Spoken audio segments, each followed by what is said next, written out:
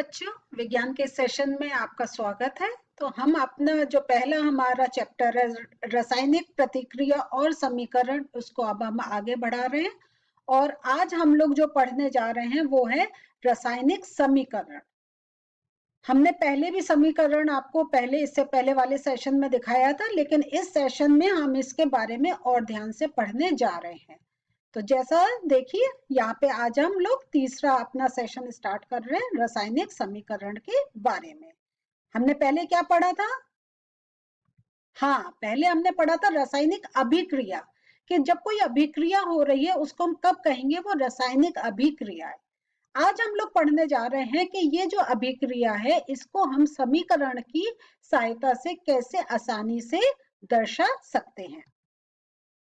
तो रासायनिक समीकरण का क्या मतलब हुआ? केमिकल इक्वेशन, है ना। तो ये मैं कहीं कहीं मैं इंग्लिश के और आपका जो हिंदी में है वो दोनों शब्द ये बोल रही हूँ।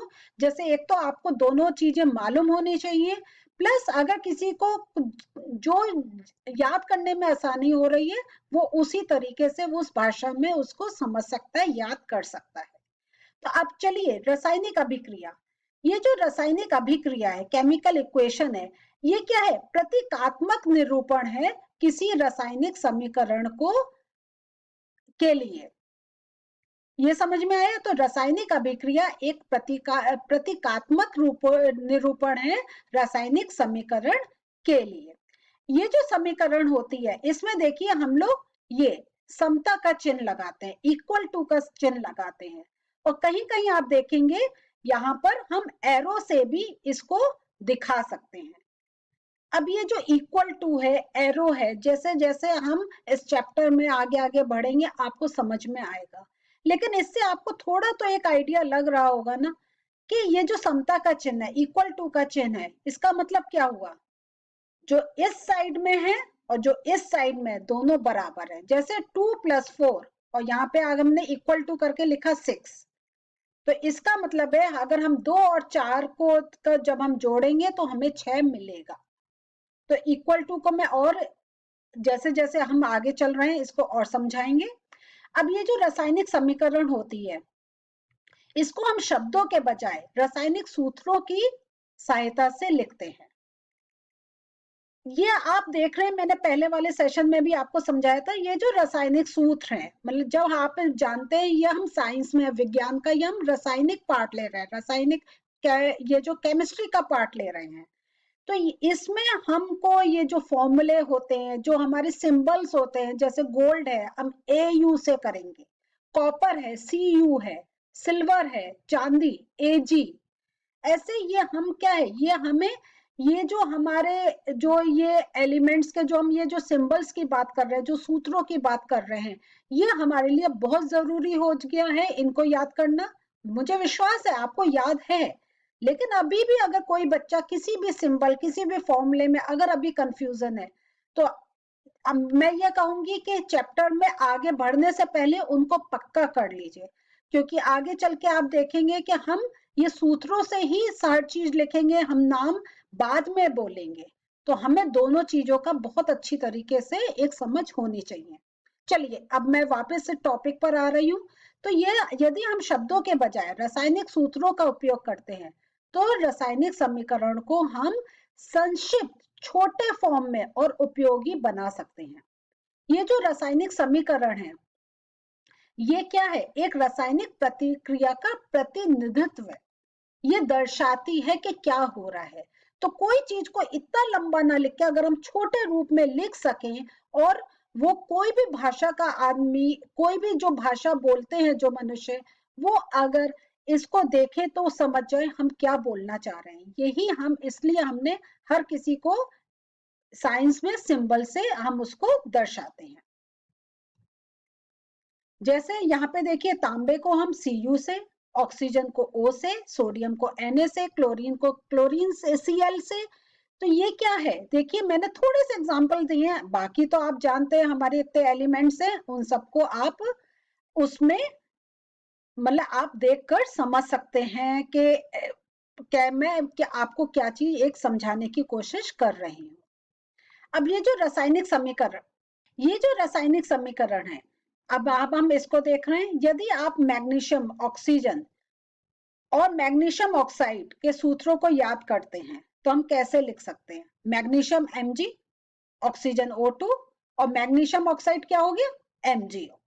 इसका मतलब क्या हुआ? जब मैग्नीशियम का ऑक्सीजन के साथ आपस में जब रिएक्शन होता है तो हमें क्या मिलता है? Magnesium oxide 2MgO। देखिए ये हमने कितने छोटे रूप में यहाँ लिख दिया, और इसी चीज को हम हम कह रहे हैं, अगर मैं कहूँ मैं 2.5 लाइनों में लिखना पड़ रहा है। तो यही इसका एक फायदा होता है जब हम किसी चीज को रासायनिक समीकरण की सहायता से दिखाते हैं। अब ये जो रासायनिक समीकरण होती है, इसको एक संतुलन करने का भी एक हमें सिस्टम सीखना है इस सेशन में। कैसे संतुलित करते हैं हम किसी रासायनिक अभिक्रिया को? तो आपने अभी मैंने देखा था, जो हमने पहली स्लाइड अपने जब शुरू करा था मैंने ये सेशन, मैंने इक्वल टू का आपको साइन दिखाया था। अब आप इसको समझेंगे और अच्छी तरीके से। किसी भी रासायनिक अभिक्रिया के उत्पाद तत्वों का कुल द्रव्यमान अभिकारक तत्वों के द्रव्यमान के बराबर होता है। तो ये अब आपको समझ में आ रहा है, ये जो हम इक्वल टू एरो का जो हम साइन लगा रहे हैं, तो इसका मतलब क्या है कि जो हमारे जो अभिकारक जो है हमारे जो तत्व आपस में मिल रहे हैं उनका जो द्रव्यमान है, और जो हमें उन दोनों को मिलकर जो बन रहा है, जैसे मैग्नीशियम ऑक्सीजन को मिला के जो द्रव्यमान है और जो मैग्नीशियम ऑक्साइड का जो मिल रहा है, वो दोनों बराबर होने चाहिए। यहाँ पे देखिए एक और, मैंने अभी हमने मैग्नीशियम की बात करी थी, दूसरा अभी आपको याद होगा मैंने इससे पहले वाले सेशन में आपको पढ़ाया था कि मैंने इससे पहले वाले सेशन में आपको पढ़ाया था कि जब हमारा जो मीथेन है, नेचुरल गैस जो है, वो उसकी ऑक्सीजन के साथ अभिक्रिया होती है। तो देखिए हमने ये इक्वेशन पहले भी पढ़ी हुई है, CH4 ऑक्सीजन के साथ रिएक्ट कर रहा है तो कार्बन डाइऑक्साइड मिल रहा है और वाटर मिल रहा है, हमें जल मिल रहा है। तो यहाँ पे देखिए इस पिक्चर से मैं क्या समझाना चाह रही हूँ आपको। ये देखिए यहाँ पे हमने CH4, तो देखिए C हमारा ये हमने काले रंग से दिखाया है और H4 ये मैंने सफेद रंग से यहाँ पे दिखाया। तो 4 आपको H दिखाई दे रहे हैं, एक कार्बन दिखाई दे रहा है और ऑक्सीजन O2। तो आप कहेंगे 2 क्यों? क्योंकि देखिए नीचे मैंने 2O2 लिखा हुआ है, तो O2 2 ऑक्सीजन। तो ये एक टाइप से मैं द्रव्यमान को एक वैसे दिखाना चाह रही हूँ आपको। तो ये हमारे टोटल लाल रंग का देखिए कितने हैं? 4 हैं। यहाँ पे भी देखें जब अभिक्रिया हो गई है तो यहाँ पे लाल आपको 4 काउंट के मिलेंगे, और जो सफेद हमारे 4 हैं तो यहाँ पे देखिए सफेद 4 मिल रहे हैं, और कार्बन जो हमने ये काले रंग से दिखाया है यहाँ पे आपको 1 है। तो ये हम क्या दिखा रहे हैं? एक संतुलन को दर्शा रहे हैं। अब रासायनिक समीकरण का संतुलन कैसे किया जाता है, कैसे उसको करते हैं? तो आप ये देखिए एक रिएक्शन का एग्जांपल ले रही हूं मैं यहाँ पर, जिंक की जब सल्फ्यूरिक एसिड के साथ अभिक्रिया होती है। तो ये देखिए एक हम ऐसे लिख सकते हैं, दूसरा हमने इसको ऐसे लिखा, जिंक पूरे शब्दों में प्लस सल्फ्यूरिक एसिड, और ये क्या दे रहा है? जिंक सल्फेट और हाइड्रोजन निकाल रहा है। अब हम आगे इसको कैसे लिख सकते हैं? इसी समीकरण को अगर हमें सूत्रों के सहायता से दिखानी है तो हम कैसे दिखा रहे हैं? हाँ, आप लोगों ने बिल्कुल ठीक अपनी नजर दौड़ाई। Zn जिंक को कर रहे हैं, सल्फ्यूरिक एसिड H2SO4, याद है फॉर्मूला? इसीलिए मैं बार बार कह रही हूं, अगर नहीं याद है तो याद करिए, क्योंकि देखिए हम सल्फ्यूरिक एसिड बोलेंगे, अगर आप H2SO4 दिमाग में एकदम नहीं ला पा रहे, इसका मतलब कहीं आपका पहले इसको समझना बहुत जरूरी है। अब ये दोनों मिलके क्या बना रहे हैं? यहाँ पे हमने जिंक सल्फेट कहा ना, तो यहाँ पे देखिए ZnSO4, यहाँ पे हाइड्रोजन बोला, यहाँ पे H2 हो गया ना। चलिए इसको अब हम आगे और समझने की कोशिश करते हैं। अब इसके हम संतुलन की बात कर रहे हैं। अब आप कहेंगे ये तो हमें पूरा संतुलित दिखाई दे रहा है। हाँ, ये तो संतुलन है क्योंकि यहाँ पे जिंक 1 है, यहाँ पे भी जिंक 1 है।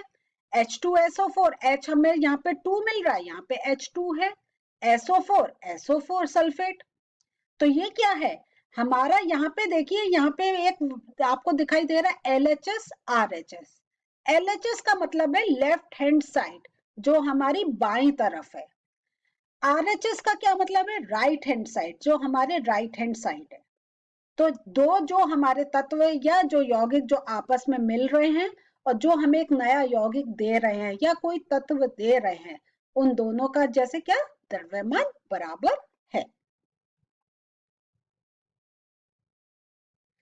अब ये जो रासायनिक समीकरण को संतुलित करने के विभिन्न चरण होते हैं, यहाँ देखिए जो मैंने अभी आपको जिंक और सल्फ्यूरिक एसिड का जो मैंने एग्जांपल दिया था, उसमें सब कुछ एक संतुलन में था। लेकिन ये वाला देखिए, क्या हम कह सकते हैं ये संतुलन में है? लोहा पानी के साथ जब रिएक्ट करता है Fe3O4 बनाता है, फेरिक ऑक्साइड बनाता है और हाइड्रोजन निकाल रहा है। अब आप यहाँ देख रहे हैं क्या, जो हम लोहा Fe, यहाँ पे जब हम इसके हम RHS की तरफ देख रहे हैं, यहाँ पे हम देख रहे हैं Fe3 आ गया। यहाँ पे तो 3 नहीं है ना?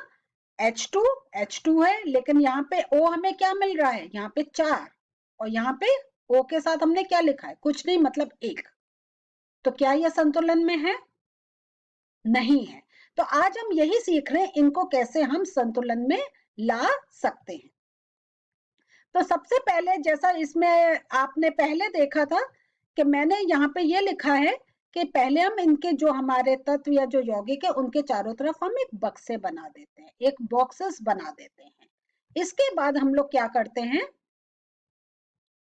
ऐसे एक टेबल बनाते हैं जिसमें एक का हमारा कॉलम होता है अभिकारक में परमाणुओं की संख्या, और यहाँ पे दूसरा है उत्पादों में परमाणुओं की संख्या। यहाँ पे अब हमने जो जो कर रहे हैं, तो एक आयरन है, एक हाइड्रोजन है, एक ऑक्सीजन है, इनको ऐसे तोड़कर लिखा। यहाँ पे जो हमारा आयरन है वो 1 है अभिकारक की लेफ्ट हैंड साइड, और यहाँ पे उत्पाद में हमें क्या मिल रहा है? 3। ऐसे करके देखिए मैंने हाइड्रोजन ऑक्सीजन की ये टेबल बना रखी है। और ये आपकी, ये मैंने एग्जाम्पल आपके बुक से ही लिया है, जैसे आप एक बार बुक भी खोल के इसको समझ सकते हैं।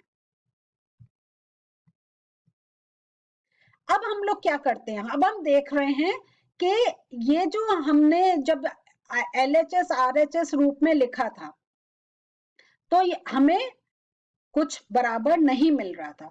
तो हम कहां से शुरुआत करेंगे? तो हम सबसे पहले कहां से शुरुआत करते हैं? अधिकतम संख्या में जो परमाणु हैं।